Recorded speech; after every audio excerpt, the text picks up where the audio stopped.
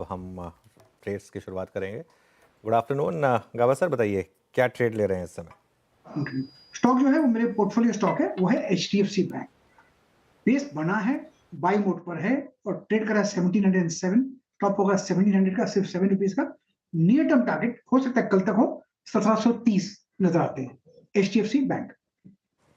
Okay सुबह से अगर आप देखें निफ्टी बैंक को अगर कोई कंफर्ट है तो उसमें एक बड़ा कारण ये है कि आज एचडीएफसी बैंक ने 200 डे एक्सपोनेंशियल मूव से पुल बैक दिया। प्रकाश सर की कॉल है HDFC bank at 1707। Manas, good afternoon, आपका ट्रेड। गुड आफ्टरनून वीरेन जी। तो देखिए एलआईसी हाउसिंग फाइनेंस यहाँ पर बिकवाली करने का ट्रेड लेना है। चार्ट पे फ्रेश ब्रेकडाउन है, लोअर टॉप लोअर बॉटम्स का ट्रेंड है।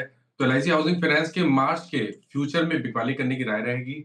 स्टॉप लॉसेस आपको 526 526 रुपए के लगाने हैं एलआईसी हाउसिंग के मार्च के फ्यूचर में, और 495 तक के टारगेट्स पॉसिबल है।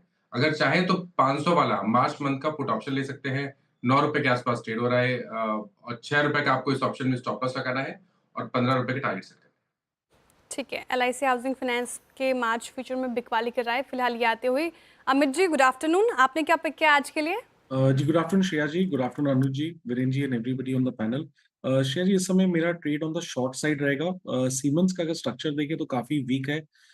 सीमेंस करंटली ट्रेड कर रहा है 4706 पे। स्टॉक में कंटिन्यूअसली लोअर लो लोअर हाइस बन रहे हैं और की मूविंग एवरेजेस के नीचे ट्रेड कर रहा है, और इसने अपना रीसेंट स्विंग लो ब्रेक किया और एक कंटिन्यूअस वीकनेस है यहाँ पे। तो मार्च के फ्यूचर्स को शॉर्ट करना है। मार्च का फ्यूचर्स करंटली 4710 के आसपास ट्रेड कर रहा है। उसे शॉर्ट करें फॉर टारगेट ऑफ 4600, और हमारा स्टॉप लॉस रहेगा 4770 का।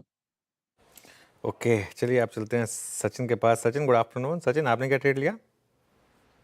गुड आफ्टरनून जी, good afternoon Virendra and good afternoon to all the panelist. यहाँ पर थ्रू आउट द सीरीज सारे रियल एस्टेट स्टॉक्स पे दबाव रहा है, एंड यहाँ पर एक काफी अच्छा lower top lower bottom structure है। ओवरऑल रियलिटी में जिस तरीके से एक पैटर्न शेप अप हो रहा है, एक डाउनवर्ड स्लोपिंग फ्लैग है, जिसका ब्रेकडाउन 1550 लेवल के आसपास एग्जिबिट हुआ था। तो यहाँ पर मार्च के फ्यूचर्स में बिकवाली करने की ही सलाह होगी। अभी भी इतनी बड़ी गिरावट के बावजूद भी ये स्टॉक अपने ओवरसोल्ड टेरिटरी में पहुंचा नहीं है, तो आई थिंक थोड़ा सा स्कोप है on the down side.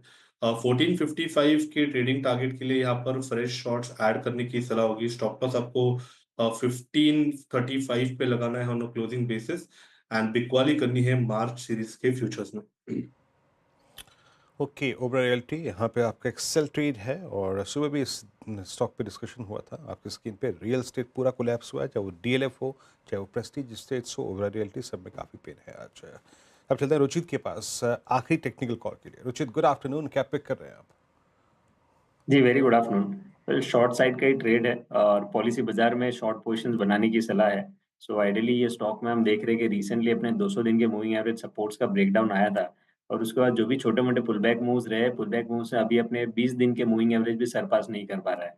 So I think हमें लग रहा है ये लो टॉप लो बॉटम स्ट्रक्चर कंटिन्यू रहेगा। तो करंट लेवल्स पे मार्च फ्यूचर्स पॉलिसी बाजार के शॉर्ट करने की सलाह है। 1520 के ऊपर स्टॉप लॉस रख के 1440 के टारगेट्स के लिए। 1520 का स्टॉप लॉस लगा के पॉलिसी बाजार में बिकवाली की राय फिलहाल आते हुए। Ashish ji, very good afternoon. जिस तरीके से मूड माहौल दिख रहा है बाजार का, निफ्टी फ्लैट, बैंक निफ्टी में थोड़ी रैली, और स्मॉल कैप और मिड कैप से तो हो ही नहीं पा रहा। ऐसे मूड माहौल में कोई ऐसे स्टॉक्स जहां पे आप बेट लगा रहे हैं? गुड आफ्टरनून श्रेया, बिल्कुल। देखिए, तो जहाँ तक कि स्पेस का सवाल है, हमने काफ़ी चर्चा की बैंकिंग और एनबीएफसी स्पेस के पिछले कुछ दिनों में। मुझे लगता है कि एक बहुत ही क्लियर लीडरशिप जो है वो इस स्पेस से इमर्ज होकर आ रही है, और जिस तरह से अब आरबीआई ने भी एक अच्छा खासा सपोर्ट थ्रू रेपो रेट के थ्रू भी दिया, और हमने देखा कि अब कैसे रिस्क वेट के अंदर में भी हम कमी करने की बात जो चल रही है, ये कहीं ना कहीं पूरे जो एनबीएफसी स्पेस है उनके लिए काफ़ी पॉजिटिव रहेगा। और यहाँ पे हमने Cholamandalam finance, Shriram finance, Bajaj twins की काफ़ी बात की, और मुझे लगता है ये ट्रेंड अभी भी वहाँ पे बरकरार रहेगा। अगर से एक नया सेक्टर जो मुझे लगता है कि स्ट्रेंथ काफ़ी अच्छी दिखा रहा है, उसमें स्पेशलिटी केमिकल है, और वहाँ पर पे मुझे लगता है हमारी जो टॉप पिक रहेगी वो रहेगी एसआरएफ।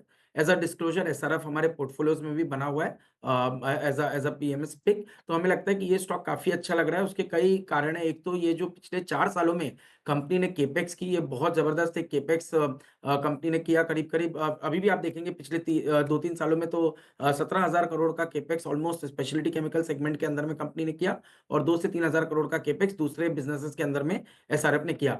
इसकी वजह से ये हो रहा है कि जहां पर पे स्पेशलिटी केमिकल में एक प्राइसिंग प्रेशर बना हुआ है, उसके बावजूद भी कंपनी का जो बिजनेस है वो ग्रो करेगा, क्योंकि कैपेसिटी एडिशन जो है वो काफी अच्छे वो पूरे बिजनेस को ऑलमोस्ट डबल कर सकती है।